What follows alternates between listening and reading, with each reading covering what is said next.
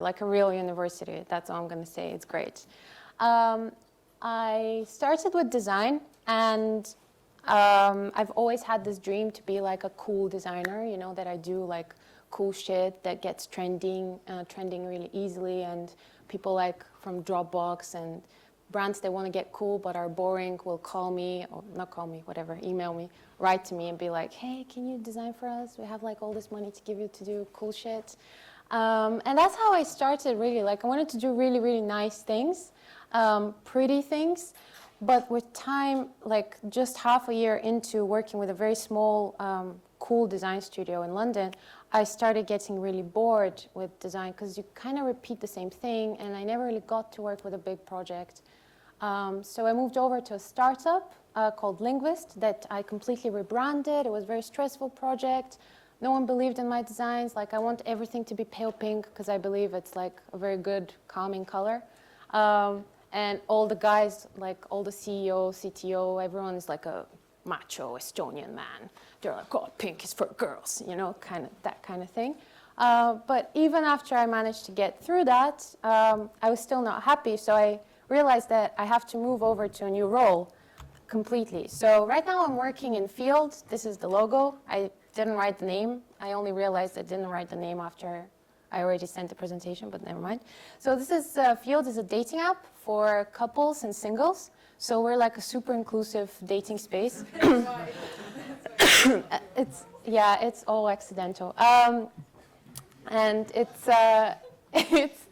it is accidental, I promise. I'm not that cheesy. But it's like a super inclusive space for people that have like alternative gender identities, or they don't really want to, like they're not in a traditional monogamous relationship. They're curious about other things, and like you can call it anything you want. It's open relationships, polyamorous people, swingers, like sex maniacs, whatever. And we don't have sex maniacs, promise. And just generally people who don't feel comfortable in other spaces. So the way that we differentiate ourselves from like the dodgy sex businesses is by investing a lot in design. So everything is like really, really well made and very kind of clean so that people don't get confused and think that it's some sort of a dodgy porn website. Because people do get confused, you know, it's like, oh, sex, oh, I can do anything. But when I worked there, I started not as a designer, I started as a product manager. So because this might be a bit new for you, I decided to kind of show you the way that people usually explain the role, because a product manager sounds like something you understand, and then if you actually try to get it, it's not that easy. It's like you realize you don't really know much about it. So project management, you know, it's basically like pulling a lot of strings, like working with a lot of people, making sure a project gets delivered. So the product management is the same, but for a product. Like everything, most things that you use on your phones right now are products. The phone itself is a product. Instagram's a product. Facebook's a product. Yada yada yada. Even this is a product. So, and the way that people kind of land into a product manager role in most startups and tech businesses is by coming from either of these three areas. So because it's generally an overlap of these three things. So it's a role that combines stuff from the business, so like what the strategy of the what the main strategy of the company is, tech, so like the dev team, whatever, development team, user experience. And usually a person becomes a product manager by being one of these three things. So sometimes the CEO becomes a product lead, sometimes a developer becomes a product manager, or sometimes a UX designer becomes a product manager. Now, my background was, as I said, trying to be a very cool designer, so this was kind of my journey. I was always considering product as a design that I have to make sure looks good. I thought I understood a bit about UX here. I didn't. I only realized this years after now. And because, side note, the founder and the CEO of the business is my partner, I have direct access to him, so I thought, okay, I understand the business too. And in reality, with time, through a lot of failures and mistakes, I realized that design has very little overlap with product. So in design, we have this sort of egocentric attitude where we're like, oh, I'm gonna make it cool and everyone's gonna like it, and I'm sure about it because I like it and my friends like it, so it's definitely cool. And if people don't like it, you're like, oh, you just don't get it, or you just get offended and you don't do it again anymore. Whereas with product, it's very different because people actually want to use this thing. So if they don't like it, it's not your fault. It's not like you've done something bad or they have a bad taste. It's just that it's not usable enough for them. So a lot of my, like, what I'm going to try to explain is this sort of strange moment where you have to actually talk to people to understand what they think without getting offended. So field being the way it is has always, I'm using emojis, I'm so cool. Field being the way it is like, we've always assumed it's super inclusive because it's, you know, we're open to anyone. We're like, yeah, we're nice, so everyone would be welcome, everyone would feel good. And inclusivity to us was my projection of what inclusivity is, you know, like how I understood something as inclusive. So I have a few friends from different races or different cultural backgrounds, and I think, oh yeah, I know what inclusivity is, and this is how it looked to me and to everyone else. And so that was just a bit of background. And being the designer that I am, we invested a lot of money into redesigning the first version, which is there, into looking a bit like this. So we paid a lot of money to a studio in New York to design an app for us. We paid a bunch of cash for fonts, typefaces, and all of that stuff.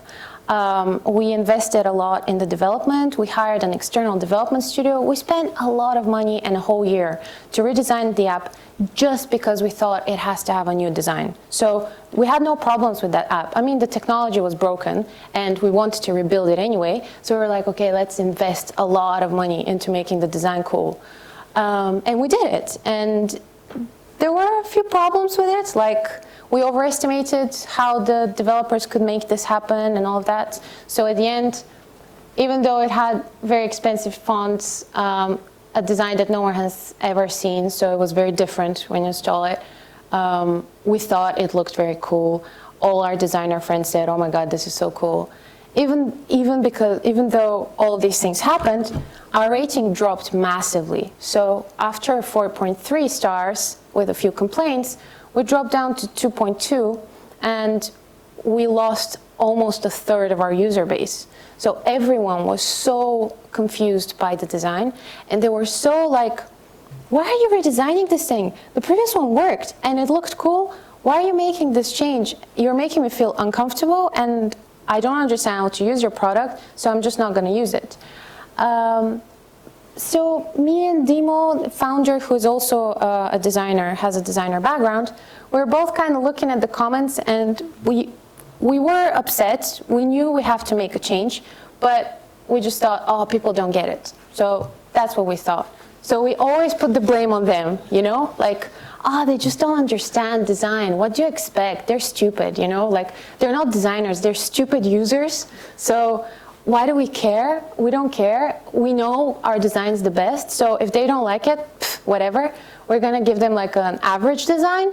If they don't get the good design with average fonts and all of that, so let them use that and see if they feel any better. So another year was passing as we were rebuilding that again for the second time to kind of cover up these expectations, and we invested a lot of money again to make the app look similar to all the other apps out there. So we look very similar to Instagram, to Messenger, whatever, just so people feel like they're in a familiar place. But we kind of did that with this sensation that we are better than the users as designers, and we know better. And if they don't like it, it's because they are lesser than us. And we stayed with that. So, but the big wake-up call for me, where I understood that talking to people is actually extremely important and cannot be kind of just hopped over was when I decided that instead of having a transgender identity option in our app, we should just call it Beyond, because in that way we'll sound even more inclusive. So we had only 3 gender options. It was male, female, and other. We renamed other to trans because a lot of people said, oh, I'm trans, I want to be called trans. We're like, okay, we'll do it. And then we renamed it to Beyond because we thought, oh, everyone's talking about gender now, so we have to be inclusive, so we're gonna call it Beyond so that everyone can use that. And I thought it makes sense. So I asked my friends, all of whom by whatever, like I don't pick them, but it's just the way it happens. All of them are cis, white, straight people. And I was like, what do you think about this? Do you think it sounds inclusive? And everyone's like, yeah, it sounds great. Everyone's gonna love it. So we released that. And this is what happened. Like, trans people were so upset. They were coming to us, messaging me. Some of them even found my personal email. They would be like, Anna, I saw you're doing product. What's going on? How can you delete my identity? It's something I'm so proud of. And then I read the first message. I was like, oh, poor thing, someone got offended. Then the second message came in. Then the third message came in. Then we started getting a lot of messages by all sorts of people saying, what do you mean Beyond? I know what I am. Why don't you just let me call myself what I am? So I started reading a lot about gender identity and like how people perceive it. So coming back to my understanding of inclusivity, actually anyone's understanding of inclusivity and of diversity is extremely limited by their own experiences. So if you think you have friends of all sorts of backgrounds, you most likely don't. And if you think you understand all of them, again, you most likely don't. Because diversity and inclusivity is more like this. You have like all sorts of people from all sorts of places identifying as all sorts of different things. So the only way that you can understand any of these people, if you don't have access to them, is by talking to them. So finding the people that you don't have in your circle somehow. Like you can reach out to your users, because we already had all sorts of users, and we just talk to them. And once you get one person, they will start telling you about how their group sees things, so that you can get a much deeper understanding of how things work in their circle, in their culture, in their background. So what we started to do was we started talking to people. So we started to reaching out to every person, and we started holding, we started doing these like testing sessions where we invite people. Like we just send out a message and we're like, hey, do you want to come and meet the team and all of that? And I would go there and I would talk to people and I would see what sort of problems they have. And with time, things started to kind of fall into place.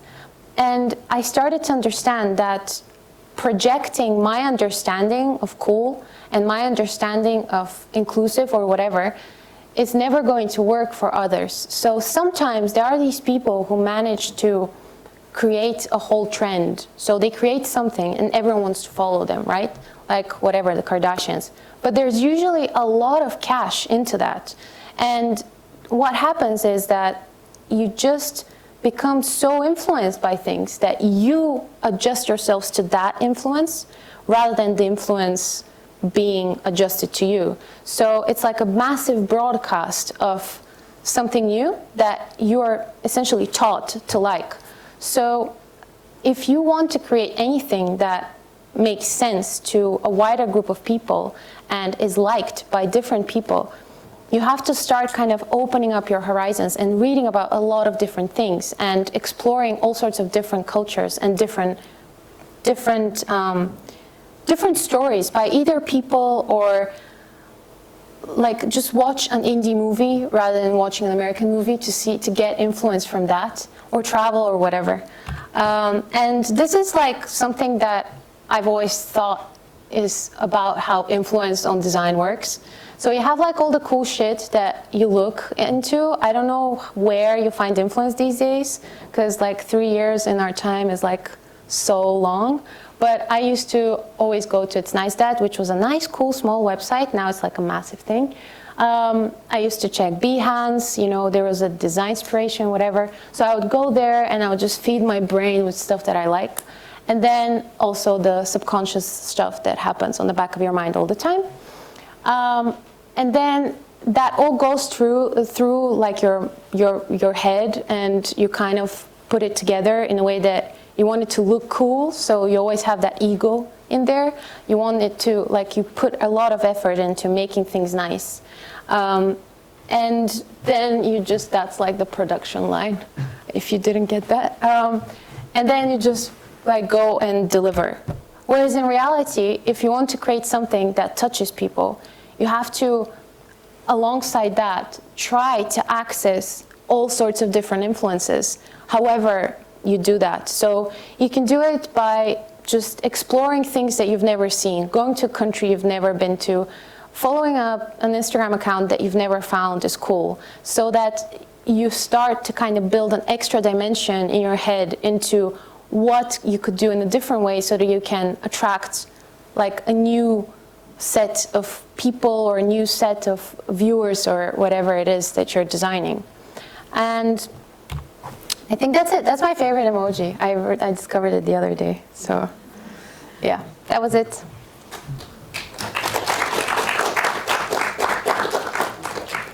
Thank you.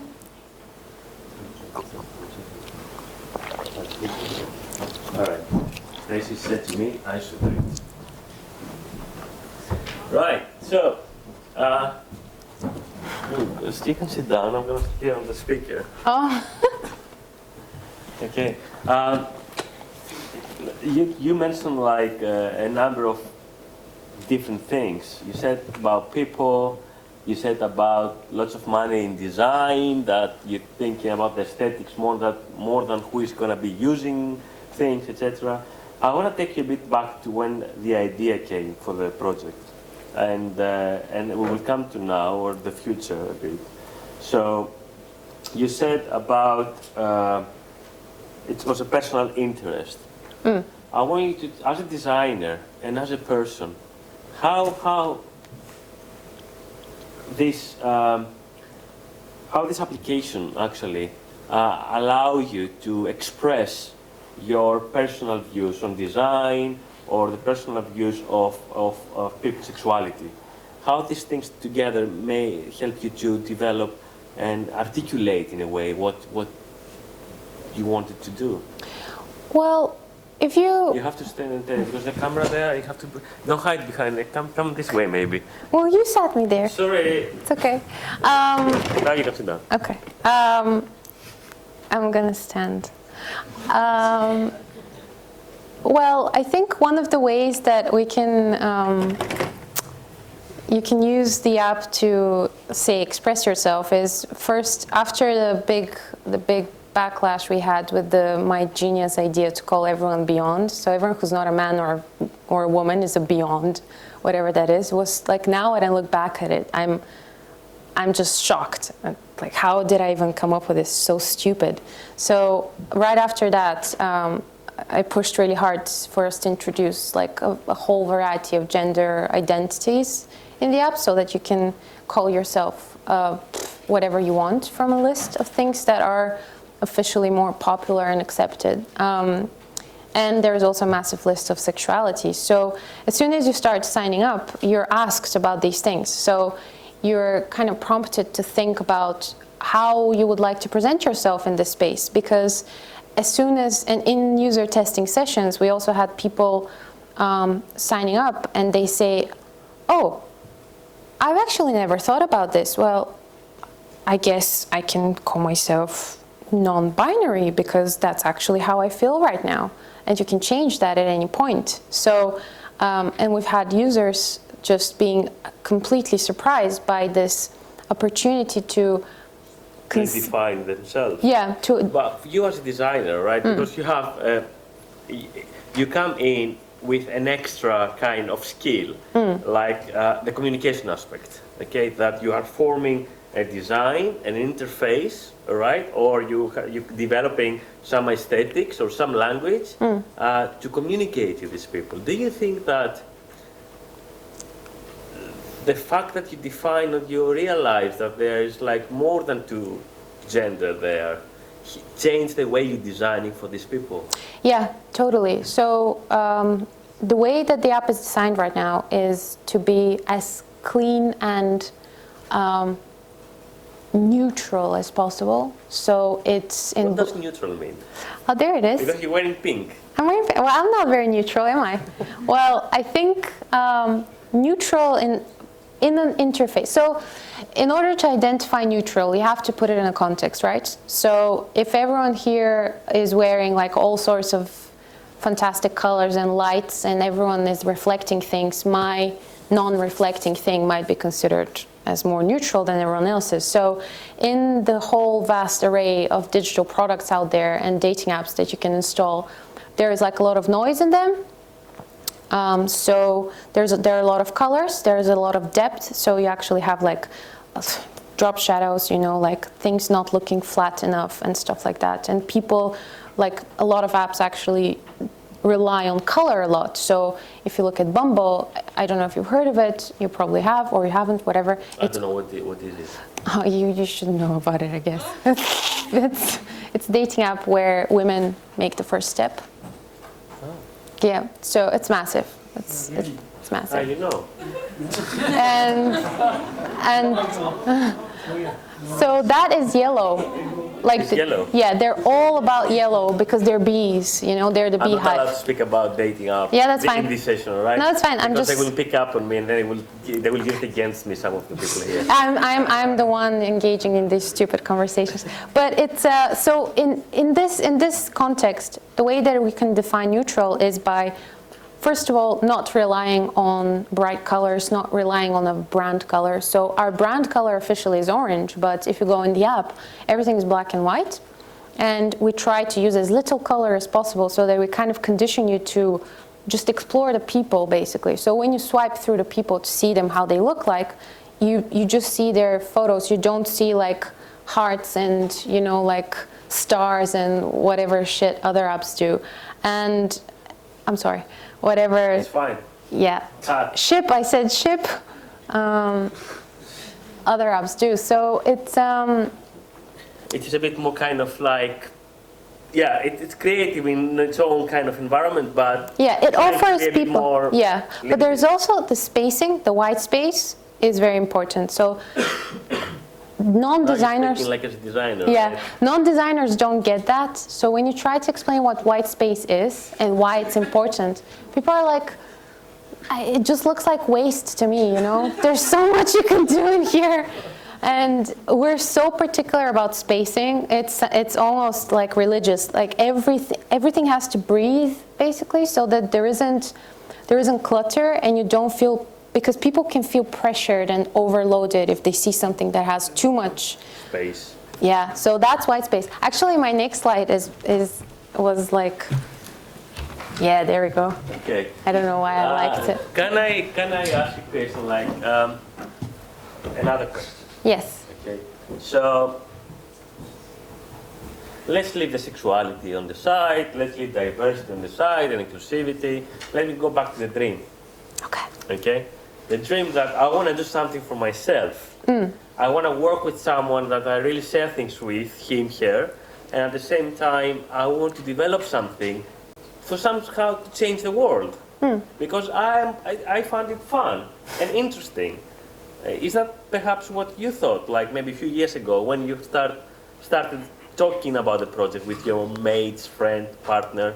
Yeah, totally. I think when, as I said, I was obsessed with this vision of myself being the cool designer, however that looks like right now. So, like, I used to just feed my eyes with all these cool things that I can do one day and can go into inspirational boards, and people will be like, oh, you know, Anna, she's like this cool person. We should do things the way she does them. So I was so self-obsessed with that in university, and I really invested my energy into that. And as soon as I got into this hip, nice, small design practice studio, it just felt so like you're not really making a change with that. You know, you're making eye candy. You're making pretty things that very rarely have an impact. And okay, you're developing your practice, so maybe you develop an understanding of how, like, what's the difference between something that is cool and something that is not. Like, you start to see like the difference between the two,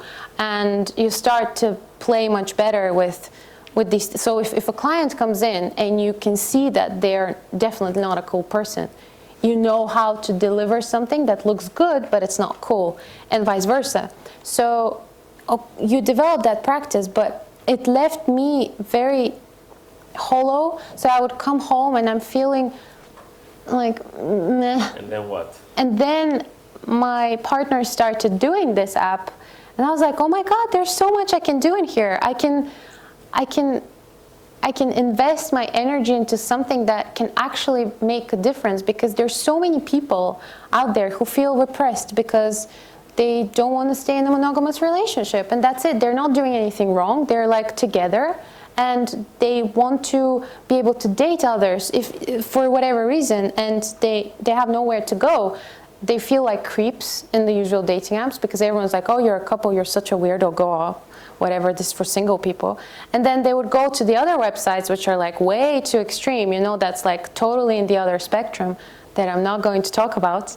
And then when we started making this, people would come to us and tell us how we've introduced such a massive change to their life. And when we introduce all these gender options as well, people come in and they're like, I've never felt welcome, I've never felt normal, because the way that you can pick is not male, female, and then you have to open like a sub-menu with all the rest. It's an alphabetic list of the genders and sexualities, and you're treated as an equal as everyone else. And this just brings so much happiness and like calm to people. So as soon as I saw an opportunity in that, I just took it. And as I said, I haven't done design in this company because there was already a designer there. But the actual mission is something that feeds you to do something, whatever it is, to contribute. So the design is not necessarily that you sitting in front of the computer and you are designing a character or an interface. Do you think that design is something more? When you come to the process of thinking in a certain way, this design. Yeah, actually, that's a great point. I was talking recently to the financial officer of the company, who is really pushing to get clarity on what the future of the company is. And I tell him, but why do you need to know a defined future? And he says, oh, because I need to know. I just need to be calm. I need to understand it. And then I was trying to think, why am I okay with not knowing what comes next? And then I remembered like late nights here in university trying to finish up a project that always looked shit, like most of my projects were horrible. And I'm trying to finish this, and I started to develop this sense of calmness that I know I'll get there. So you don't know how exactly you'll get there. Everything looks horrible at the start and you have no clue. But then you start to exist in this unknown without a problem. Like, you don't see the destination, but you have an idea of when you're done. And I think this is something that I learned as a designer. And as I started, like, I continued my practice, I've always done the same. So like, I don't know how to do a brand, I have no clue, but I have this sense in me that I'll get there. So I start to experiment, everything looks horrible at the start, nothing is okay, nothing matches, nothing fits, but you know you'll get there. And this play with the unknown is something that has actually like influenced everything I do. The way I do my work. If tomorrow we decide we're not gonna do this app, we're gonna do like a spaceship, I'm totally fine with it. I'll just jump and I'll do that. I want to be an astronaut. Yeah? Yeah, so please. They work out a lot though. All right. Right, so any questions? I'm sure Stacey would like to ask, but I will leave it as plan B, so. Alice, yes. So do you actually do any design at the moment, or you say you're a project manager for it? I am. I'm still kind of working on the side as a I don't know how you call it. Is it a brand director or whatever? Like I'm doing the brand for another company. So after my experience with the studio, I joined startup, the one that I mentioned with the big macho guys. I don't know why I have to do this voice. And I still work there, but I work very part-time. So I'm guarding the brand and I develop the brand on the side. But they're not a very design-led company, so they don't invest much in that. So I'm just kind of making sure that it looks good because I created it, so I still feel ownership of it, and I'm still working on that. So I am designing, but it's a part-time gig.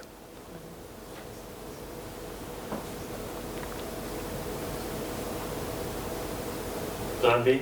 All right. So you said you've been reading a lot. When you found these things out, when you found out that you didn't understand gender and sexuality, but you were making this kind of app about gender and sexuality, and you said you started reading and doing this research, talking to users. What kind of things were you reading, and what was the most influential thing that you saw or read that kind of made you click, that you were just like, okay, I didn't know what I was talking about, and like this thing started to feed me or whatever? Well, I think the first thing was I literally Googled. Like I Googled a lot. I Googled gender identity. I Googled gender and sexuality. I Googled the difference between them because it's a bit tricky when you're, I think Americans call it privileged. I think they actually use it here too. So when you're privileged to be born and kind of grown up into being heterosexual, straight, white woman as I am, it's, okay, heterosexual is like a bit too strong, but like I fit into that common understanding of normal. So when you grow up with that, you don't really have to learn much about other options because you're fine. No one's calling you weird. You're always, you never experience stumbling blocks at all, ever. And I just didn't understand, okay, so if you're homosexual, but you are not non-binary, what does that mean? Like, how does that work? And then, like, as we work... Team Hopes. No way! Hey, Hi! we're in mid-flow, sorry. No, that's fine. Oh my God, with a hat. Sorry, I saw a silhouette. And I was thinking about it recently, because we were in Peckham. Sorry, it's so strange. Literally like a month ago, which is a very short period of time for me now. Thanks for thinking of me. And so how do you make the link between the two? How do they come together? What does that mean? And I started building up this curiosity in the same way that you would do if you have to do a project for a new client that you don't understand anything about it. So if someone comes in and says, okay, I work in a property market and I want a logo, you'll be like, okay, I can make you a house. But if you actually want to make a difference, you'll start looking into what this particular client has different from other property agents, whatever, and what differentiates them from the others. What sort of people are they planning to work with? So are they planning to work with very rich people? Are they planning to work with people who are saving up and want to get like an apartment and invest in it for the rest of their lives and whatever? So that will inform your practice a lot and how your brand is going to look like. So in the same way, what is the difference in these people? What do definitions mean? And I started just building up this curiosity at first. So that's like the most important thing. You start to ask questions, and you ask a lot of questions. And if you have the questions and if you have the passion to find the answers, you actually start finding the answers in the strangest places. Like I went out with a friend of mine, with the sister of a friend of mine who's lesbian, and she explained so much like about how she grew up, how she felt like, about like how her family perceived her. And then I spoke to her friends and her girlfriend. I watched queer cinema and all these things, just kind of expanding everything as much as I can in my head to understand it. So I can't really quote resources, but as I said, as soon as you understand that you have this gap and you start digging to find like what actually should be in that gap, you start getting into these questions and they just come one after the other. I don't know if that helped. Any question? So what is your aim in the future? What is your target? What do you think about in the future? To carry on with this project, or and how you will find your finding is like you find it from your the people following you and from their reaction? The future of the brand, you mean, or my personal? No, about your own project. About the app. Yes. Well, it's again, it has to do with understanding. As soon as you see that you're making a difference and you're offering something that affects people's lives, you start feeling this responsibility to bring as much as possible to them, to give them as much as possible, to get to as many people as possible, because you're doing a positive thing. So our mission is to continue growing and to ultimately change the conversation around sexuality. We want to normalize it. So maybe the question is a bit more generic. Let me focus a bit more. What you're trying to say is like, how maybe I will put it in that crowd, right? How us, what is our responsibility at the end of the day as designers? Because you know what, I can just go and design something that looks pretty good, and actually it might offend people, and then I will talk about ethics, and then Stacey would jump in the conversation and would say, no, you haven't thought that, you didn't look this aspect, or you haven't thought about this, etc. You're insulting people with freedom of design, and you don't know how you did it, etc. So, what is our responsibility? Yeah, can I add on to that a little bit? So you mentioned something about ownership, that with linguists, and I think that sort of relates to what Anastasia just said, like feeling responsible, and then, you know, when people start blaming you for like not updating things and for that they're not inclusive enough, and then how do you sort of, or do you even try to sort of let it go of that ownership?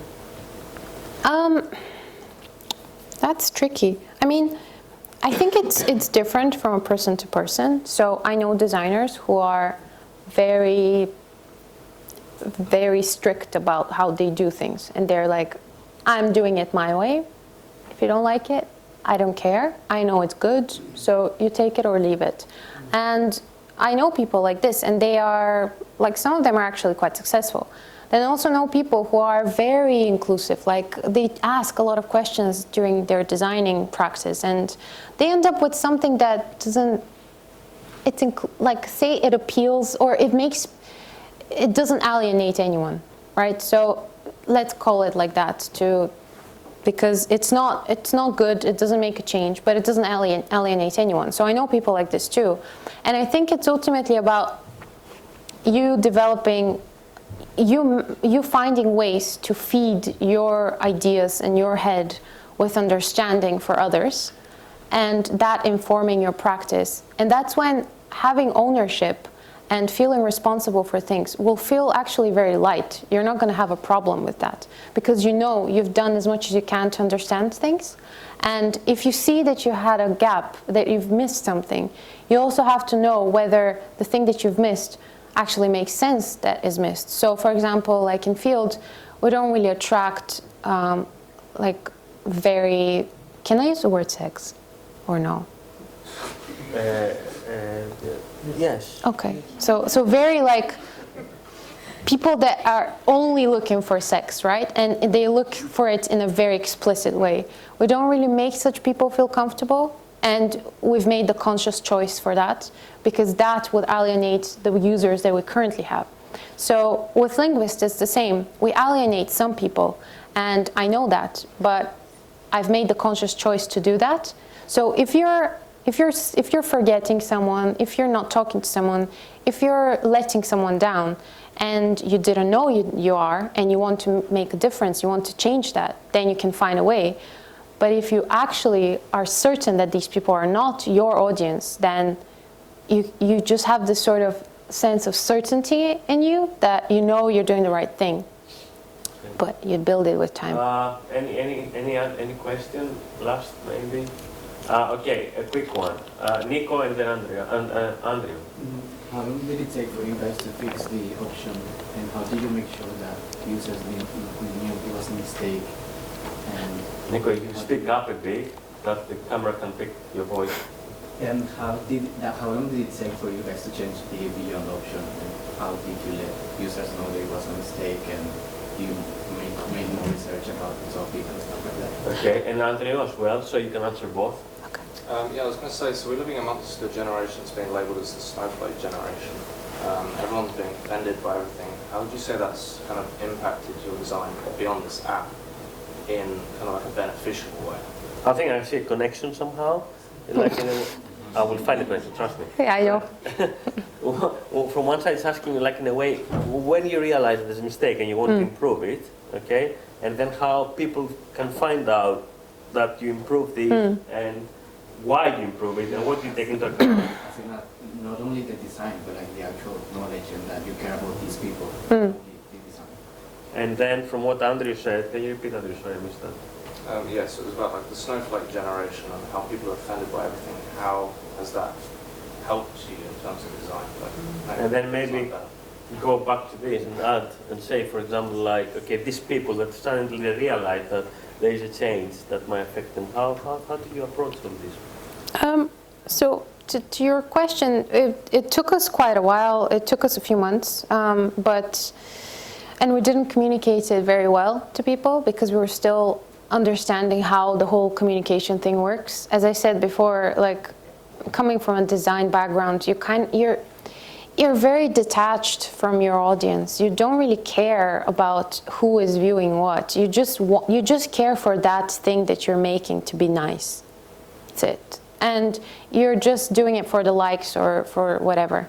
And being on the product side, like you realize you have to actually talk to these people. So right now when we're introducing changes, we talk to them. We find ways to let them know.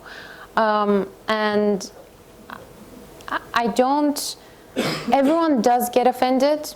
I mean, people get alienated, offended, confused, lost all the time. And as soon as it matters a lot how exactly you talk to them and how much transparency you have in terms of the changes and the reasons why the things are the way they are. So we found out that telling people why things that offend them are the way they are made them actually feel like a part of the whole thing. So they're like, oh, I understand now. I support you. It's very strange because I've never believed in that attitude. I usually think, oh, if someone's complaining, I'll just ignore them because they're like spoiled. They don't understand all the effort that we've put into this. The snowflake generation. But if you actually go and tell them the reason why things are like the way they are, people just chill out. And also, the other thing is,